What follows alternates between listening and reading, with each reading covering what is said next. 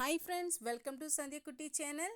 இன்றைக்கி நம்ம சந்தியா குட்டி சேனல் மூலிமா ஒரு சூப்பரான கோழி ஈரல் வறுவல் ரெசிபி தாங்க நம்ம செய்ய போகிறோம்.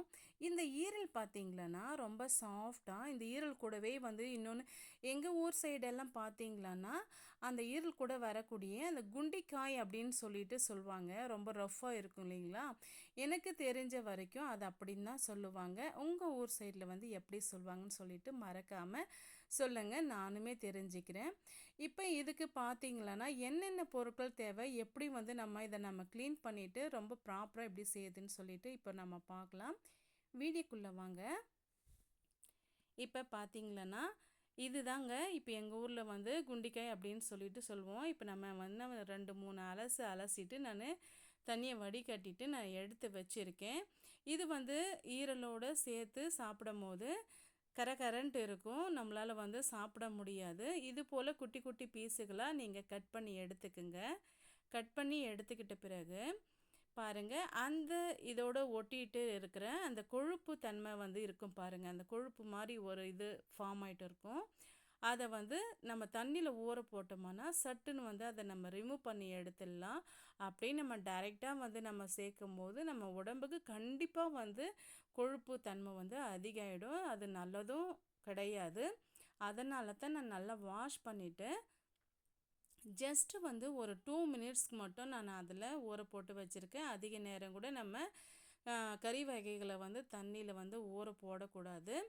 அதில் இருக்கிற சத்தெல்லாம் அந்த தண்ணியிலே போயிடும். அதனால் நான் ஃபஸ்ட்டு ஒரு 2-3 டைம் நல்லா அலசிட்டு பிறகு நான் தண்ணியில் சேர்த்து இது மாதிரி தேவையில்லாத கொழுப்புங்களெல்லாம் நான் ரிமூவ் பண்ணி விட்டுக்கிட்டேன். பாருங்கள், இது போல் ரிமூவ் பண்ணி விட்டுக்குங்க. இது மாதிரி செய்துட்டு நம்ம சமைக்கும்போது அந்த சமையல் நல்லாவும் டேஸ்ட்டாகவும் இருக்கும். நம்ம உடம்புக்கும் எந்த கெடுதலும் வராது. நல்லா வாஷ் பண்ணி எடுத்துக்கிட்ட பிறகு ஒரு குக்கர் ஒன்று வச்சுக்கிட்டேங்க.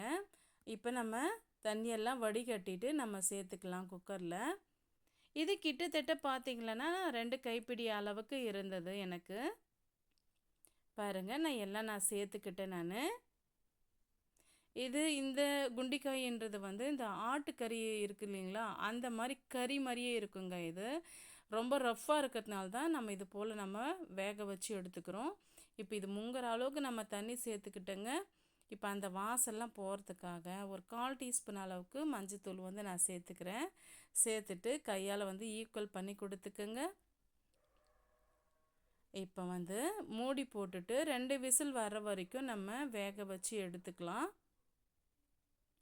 குக்கரோட அளவை பொறுத்தும் குக்கரோட வெயிட்டை பொறுத்தும் நீங்கள் விசில் வரத்தை மாற்றிக்கிங்க. நான் 2 விசில் விட்டு எடுத்துக்கிட்டேன். நல்லாவும் வெந்தும் வந்துடுச்சு. இப்போ இந்த தண்ணியை நம்ம வேஸ்ட் பண்ண வேண்டிய அவசியம் இல்லைங்க. நம்ம அப்படியே வச்சுக்க போகிறோம். ஏன்னா ஈரல் வதக்கும் போது கண்டிப்பாக நம்ம தண்ணி சேர்த்து கொதிக்க வச்சு செய்யும் போது தான் அந்த ஈரலுமே நல்லா வெந்து வரும். அதனால் இந்த தண்ணியை நம்ம அப்படியே வச்சுக்கலாம். இப்போ அதுக்கு ஒரு கடாய் ஒன்று வச்சுக்கிட்டேங்க. ஒரு குழிக்கரண்டி அளவுக்கு நான் ஆயில் சேர்த்துக்கிறேன். நம்ம எடுத்துக்கிற குவான்டிட்டி ஒரு குழிக்கரண்டி அளவுக்கே கரெக்டாக இருக்கும். நீங்கள் கடலை எண்ணெய் இல்லை ரீஃபண்ட் ஆயில் எதுனாலும் நீங்கள் சேர்த்துக்குங்க, அது உங்கள் விருப்பம். இப்போ மீடியமான ஃப்ளேமில் வச்சுக்குங்க. எண்ணெய் நல்லா காஞ்சி வந்துடுச்சிங்க. இப்போ நான் ஒரு பெரிய சைஸு வெங்காயம் பொடிசாக நறுக்கி வச்சுருக்கேன். 3 பச்சை மிளகாய் பாதியாக கட் பண்ணி வச்சுருக்கேங்க.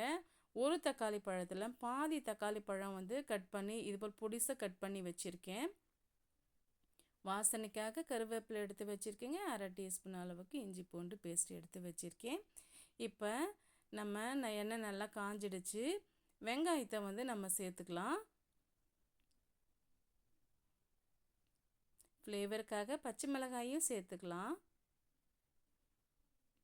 கருவேப்பிலை சேர்த்தாச்சு. இது நல்லா வதங்கி வரட்டும். இப்போ ஹை ஃப்ளேமில் வச்சுக்குங்க. எந்த அளவுக்கு வெங்காயம் வதங்கி வருதோ அந்த அளவுக்கு நம்ம செய்கிற ரெசிபீஸும் கூட ரொம்பவே டேஸ்டியாக இருக்குங்க. பாருங்கள், நல்லா வதங்கி வந்துடுச்சு. இந்த ஸ்டேஜில் இஞ்சி பூண்டு பேஸ்ட்டு நம்ம சேர்த்துட்டு இந்த வாசனையும் போகிற வரைக்கும் நம்ம வதக்கி விட்டுக்கலாம்.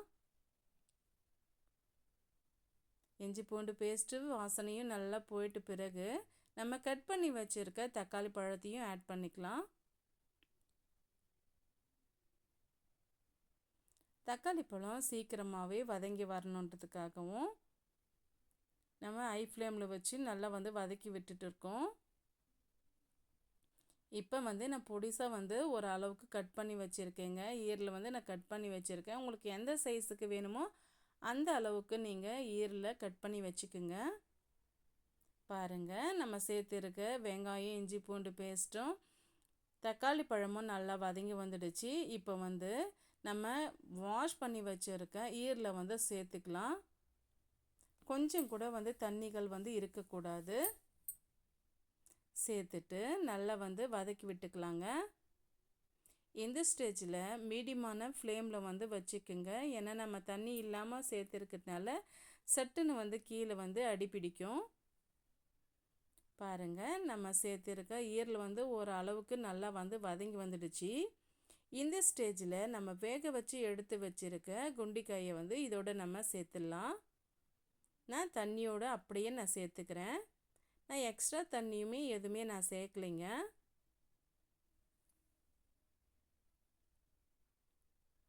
சேர்த்துட்டு நல்லா மிக்ஸ் பண்ணி விட்டுக்கிட்டோம். இது கூடவே இப்போ நம்ம இதுக்கு தேவையான மசாலாலாம் நம்ம சேர்த்துக்கலாம். பாருங்கள், 1 டீஸ்பூனில் நான் தலை வெட்டிட்டு 1 டீஸ்பூன் அளவுக்கு நான் சேர்த்துருக்கேன். அதே டீஸ்பூனில் எந்த அளவுக்கு மிளகாய்த்தூள் எடுத்தோமோ அதே அளவுக்கு மல்லித்தூளும் எடுத்துக்கலாம்.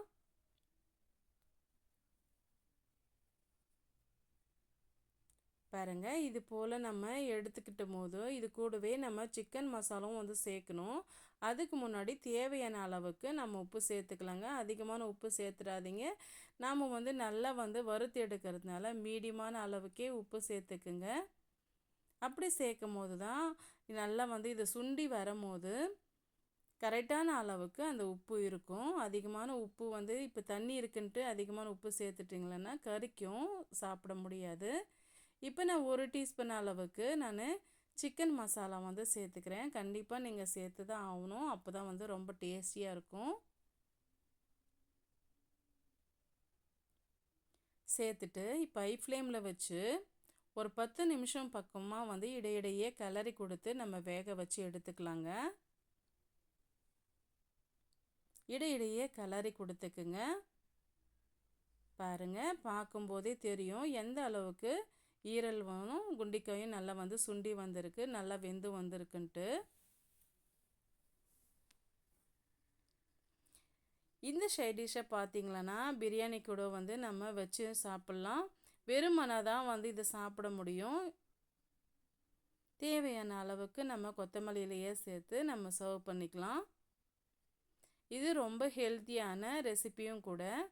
பசங்களுக்கு கண்டிப்பாக நீங்கள் செஞ்சு கொடுங்க. கண்டிப்பாக ரத்தம் உடம்புல ரத்தம் இல்லாதவங்களுக்கு இது போல் செய்து சாப்பிட்டீங்களான்னா கண்டிப்பாக ரத்தம் ஊறும். கொழுப்பு தன்மை அதிகமாக இருக்கிறவங்க அதை இதை ஈரல் வகையை அவாய்ட் பண்ணிக்கோங்க. பிள்ளைங்களுக்கு செஞ்சு கொடுங்க. ரொம்பவே ஹெல்த்தியான ரெசிபி தான் இது. இந்த ரெசிபி உங்களுக்கு கண்டிப்பாக பிடிக்குங்க. ஏன்னா பார்க்குறதுக்கே பாருங்கள் எவ்வளோ எம்மியாக எவ்வளோ கலர்ஃபுல்லாக இருக்குதுன்னு சொல்லிட்டு. நம்ம சேனல் மூலிமா என்ன ரெசிபீஸ் உங்களுக்கு போட்டால் உங்களுக்கு ரொம்ப பிடிக்குன்னு சொல்லிட்டு கண்டிப்பாக நீங்கள் எனக்கு சொல்லுங்கள். நான் அது போல் நான் அப்லோட் பண்ணுறேன். நான் எந்தெந்த ரெசிபீஸ் ஒவ்வொருக்கும் வேணும், எது எது பிடிக்கும் அப்படின்னு சொல்லிட்டு மறக்காமல் பின் பண்ணுங்கள். கண்டிப்பாக நீங்கள் எனக்கு ஷேர் பண்ணுவீங்கன்ட்டு நான் நினைக்கிறேன். ஃப்ரெண்ட்ஸ் அண்ட் ஃபேமிலியோட ஷேர் பண்ணுங்கள். கண்டிப்பாக நம்ம சேனலை பிடிச்சிருந்தால் சப்ஸ்கிரைப் பண்ணுங்கள், லைக் பண்ணுங்கள். மேலும் இது போல் வீடியோக்கள் பெற நம்ம சேனலை சப்ஸ்கிரைப் பண்ண மறந்துடாதீங்க. தேங்க்யூ.